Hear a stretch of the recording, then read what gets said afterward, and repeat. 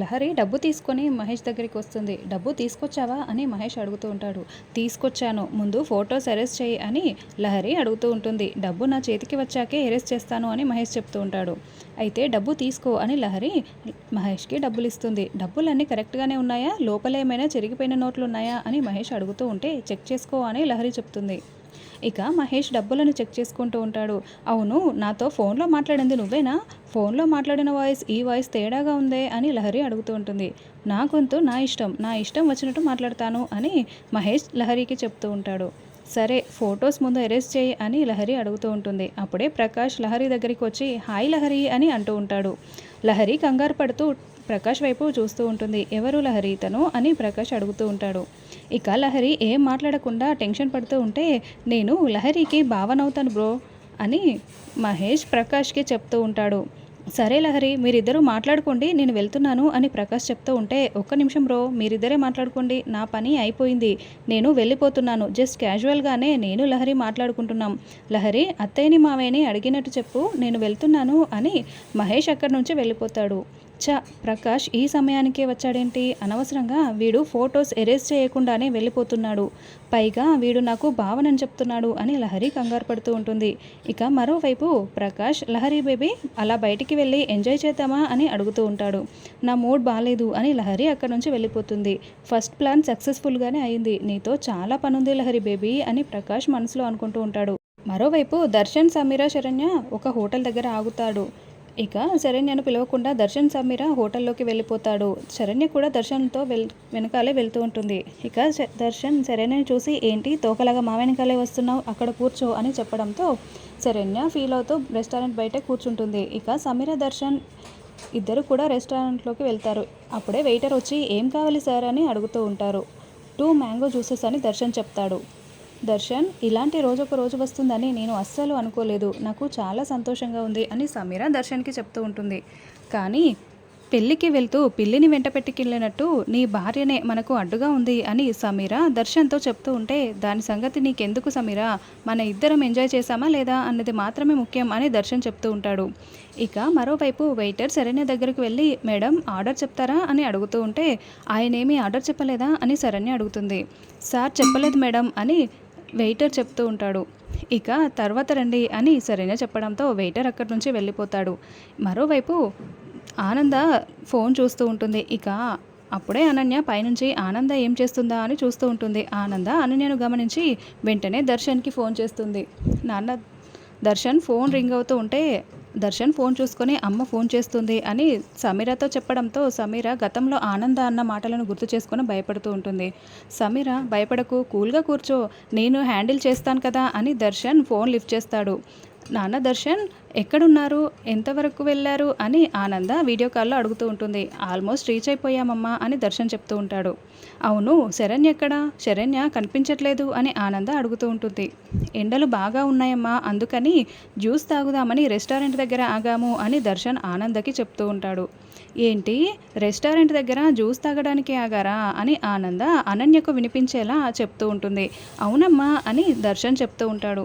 శరణ్య ఇదిగో అమ్మా ఇక్కడే ఉంది, శరణ్యకు ఫోన్ ఇస్తున్నాను మాట్లాడు అని దర్శన్ శరణ్యకు ఫోన్ ఇచ్చి ఇక్కడ జరిగేదేది అమ్మకు చెప్పొద్దు అని శరణ్యకు వార్నింగ్ ఇస్తూ ఉంటాడు. ఇక ఆనంద శరణ్యను చూసి అమ్మ శరణ్య ఏంటి అలా ఉన్నావు, ఎండలు బాగా ఉన్నాయా, అందుకే మొహంలో కల లేకుండా పోయిందా అని అంటూ ఉంటుంది. అవునత్తయ్య గారు, ఎండలు బాగా ఉన్నాయి అని శరణ్య చెప్తూ ఉంటుంది. కానీ ఇక్కడ అని శరణ్య చెప్తూ ఉంటే దర్శన్ శరణ్య చేతిలో నుంచి ఫోన్ లాక్కొని అమ్మ ఇక్కడ ఎండ బాగా ఉంది, లోపలికి వెళ్తున్నాము అని చెప్తూ ఉంటే సరే నాన్న బాగా ఎంజాయ్ చేయండి అని ఆనంద ఫోన్ కట్ చేస్తుంది. ఇక దర్శన్ ఫోన్ తీసుకొని లోపలికి వెళ్ళి అమ్మతో ఫోన్ మాట్లాడి హ్యాండిల్ చేసేసాను సమీర అని చెప్తూ ఉంటాడు. ఇక ఇంతలో వెయిటర్ జ్యూస్ తీసుకొచ్చి సమీర దర్శన్ ముందు పెడతాడు. సమీర జ్యూస్ తీసుకో అని దర్శన్ అంటాడు. మన ఇద్దరికి 2 జ్యూసులు అవసరమా దర్శన్, ఒక్క జ్యూస్లోనే 2 స్ట్రాలు వేసుకొని తాగుదాం అని సమీర చెప్తూ ఉంటే మరి 2వ గ్లాస్ ఏం చేద్దాం, పారేద్దామా అని దర్శన్ అడుగుతూ ఉంటే నీ పెళ్ళాం ఉంది కదా దాని మొహన కొట్టు అని సమీర చెప్తుంది. ఇక దర్శన్ వెయిటర్ని పిలిచి ఈ జ్యూస్ తీసుకెళ్ళి ఆవిడకి ఇచ్చిరా అని చెప్పడంతో వెయిటర్ జ్యూస్ తీసుకొని శరణ్య దగ్గరకు వెళ్ళి సార్ ఇవ్వమన్నారు అని చెప్తూ ఉంటాడు. ఇక సమీర దర్శన్ ఇద్దరు కూడా జ్యూస్ తాగుతూ ఉంటారు. అప్పుడే శరణ్య దర్శన్ దగ్గరికి వెళ్తుంది. సమీర దర్శన్ ఒకరి కళ్ళల్లోకి ఒకరు చూసుకోవడం చూసి శరణ్య ఏడుస్తూ ఉంటుంది. మరోవైపు కాంచన అనన్య ఇద్దరు కూర్చొని మాట్లాడుకుంటూ ఉంటారు. ఆనంద అటుగా వస్తూ ఉంటుంది. ఆనందని చూసిన అనన్య లాకర్ నుంచి 2 లక్షలు తీసుకున్నాను అని కాంచనకు చెప్తూ ఉంటుంది. ఏందమ్మి ఇంట్లో డబ్బు దొంగతనం చేశావా ఏంటి అని కాంచన అడుగుతూ ఉంటుంది. డబ్బు దొంగతనం చేయాల్సిన అవసరం నాకేంటి, నేను ఈ ఇంటి కోడల్ని, దర్జాగా లాకర్ దగ్గరికి వెళ్ళి లాక్ పెట్టి మరీ తీసుకున్నాను అని అనన్య చెప్తూ ఉంటుంది. ఈ మాటలని ఆనంద వింటుంది. కోపంగా ఆనంద హాల్లోకి వస్తూ ఉంటుంది. అమ్మ ఇప్పుడు డబ్బు మాయమైందని ఆనంద భైరవి అత్తయ్య అందరి ముందు నిలదీస్తుంది. అప్పుడు లహరి డబ్బు తీసిందని ఆనందతేకు తెలియడంతో తన వేలుతో తానే కంటిని పొడుచుకున్నట్టు అవుతుంది అని అనన్య మనసులో అనుకుంటూ ఉంటుంది. ఇక ఆనంద హాల్లోకి వచ్చి అందరూ ఒకసారి రండి అని పిలుస్తూ ఉంటుంది. అందరూ కూడా హాల్లోకి వస్తారు. ఏమైంది ఆనంద అని రాజేశ్వరరావు అడుగుతూ ఉంటాడు. లాకర్లో నుంచి 2 లక్షలు కనిపించట్లేదు అని ఆనంద చెప్తూ ఉంటుంది. లహరి కంగారు పడుతూ ఉంటుంది. అమ్మకు తెలిసిపోయిందా అని టెన్షన్ పడుతూ ఉంటుంది. లాకర్లో నుంచి 2 లక్షలు కనిపించట్లేదా, మన ఇంట్లో డబ్బులు ఏమవుతాయి ఆనంద అని రాజేశ్వరరావు అడుగుతూ ఉంటాడు. అదే అర్థం కావట్లేదు. లాకర్ దగ్గరకు వెళ్ళి డబ్బు తీసే ధైర్యం ఎవరికి ఉంది అని ఆనంద అంటూ ఉంటుంది. అమ్మ ఆనంద, లాకర్ నువ్వే హ్యాండిల్ చేస్తావు కదా అని కోటేశ్వరరావు అంటూ ఉంటాడు. లాకర్ నేనే హ్యాండిల్ చేసినా కూడా లాకర్ కీ ఓపెన్ చేసి డబ్బు తీసుకున్నారు బావగారు అని ఆనంద చెప్తూ ఉంటుంది. మన ఇంట్లో అంత ధైర్యం చేసే వాళ్ళు ఎవరున్నారు, ఇది ఖచ్చితంగా బయట వాళ్ళ పని ఉంటుందా పిన్ని అని రోహిత్ అంటూ ఉంటాడు. ఇంట్లో వాళ్ళ పనే అయి ఉంటుంది రోహిత్ అని ఆనంద చెప్తూ ఉంటుంది. ఇంట్లో వాళ్ళ పని అయి ఉండదు, పని వాళ్ళ పని ఉంటుంది అని రోహిత్ చెప్తూ ఉంటాడు. ఇది పని వాళ్ళ పని కాదు రోహిత్ అని లీలావతి చెప్తూ ఉంటుంది. అంటే పెద్దమ్మ చూసేసిందా, ఇప్పుడు అమ్మకు చెప్తుందా అని లహరి కంగారు పడుతూ ఉంటుంది.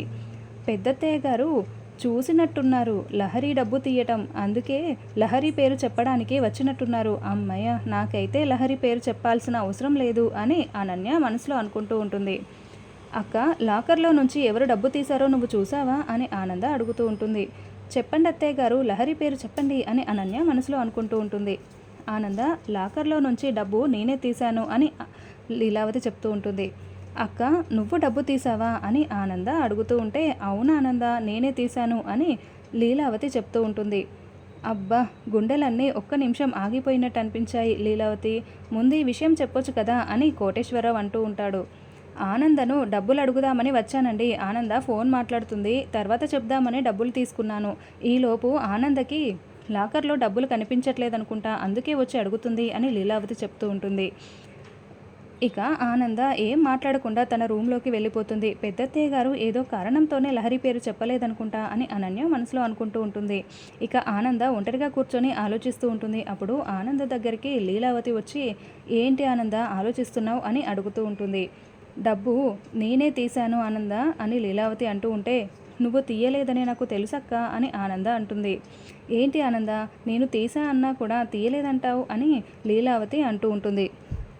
100 రూపాయలు కావాలన్నా కూడా నా పర్మిషన్ అడిగే తీసుకుంటావు, అలాంటిది 2 లక్షలు నువ్వెందుకు తీసుకున్నానని అబద్ధం చెప్తున్నావు అక్క. అనన్య డబ్బులు తీసుకుంది కదా, అందుకే నువ్వు ఆ నిందను నీపై వేసుకున్నావు కదా అని ఆనంద లీలావతిని అడుగుతూ ఉంటే, కాదు ఆనంద అని లీలావతి ఆలోచిస్తూ ఉంటుంది. నిజమేంటో చెప్పక్క అని ఆనంద అంటూ ఉంటుంది. లహరి డబ్బు తీసుకుంది ఆనంద అని లీలావతి చెప్తుంది. ఇక ఆనంద ఆలోచిస్తూ బాధపడుతూ ఉంటుంది. ఆనంద, నువ్వు బాధపడతావనే నలుగురిలో లహరియే డబ్బు తీసుకుందని చెప్పలేదు. నువ్వు లహరి పెళ్లి చూపులు అన్నప్పుడు ఒక తల్లిగా గొప్పగా ఆలోచించావు. నువ్వు చెప్పిన మాటలు ఈరోజు కూడా నాకు గుర్తున్నాయి. ఆడపిల్లను ఒక వయసు రాగానే అత్తారింటికి పంపించాలన్నావు. నువ్వు లహరి విషయంలో ఎంత స్ట్రిక్ట్గా ఉన్నా కూడా మేమందరం గారాబం చేయడం వల్ల అనుకుంటా లహరి దారి తప్పుతున్నట్టు అనిపిస్తుంది ఆనంద అని లీలావతి ఆనందకి చెప్తూ ఉంటుంది.